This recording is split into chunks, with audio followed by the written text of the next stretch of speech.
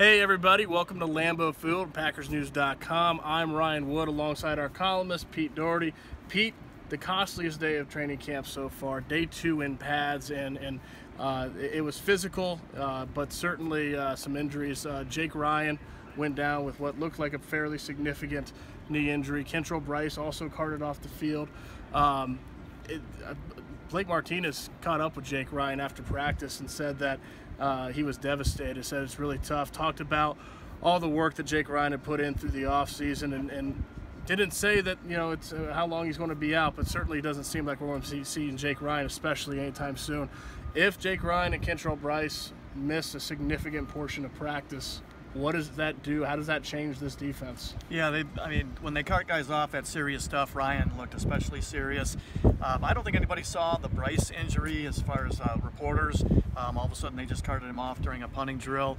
But he's the guy who was in the running for a starting job, so that's the more significant injury of the two if it ends up being a serious one or a season ender.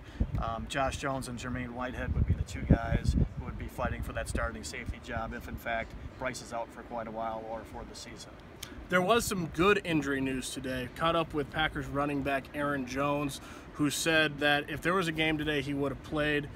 Said that he hopes to be back at practice by Thursday. You know, Aaron, he has a hamstring, is that right? Hamstring tightness is what the team has classified it as. You know, there isn't a lot of urgency to get him back on the field because of that 2-game suspension, but these are the installation periods where they put in their offense. So it is, you know, at some point his reps are going to taper off for the guys who will play week 1 and week 2, but he needs to be on the field. Now, also caught up with Mike Daniels, who said that, you know, he left practice kind of limping off the field today. He said that he's fine. He was cutting up with some of the other defensive linemen today.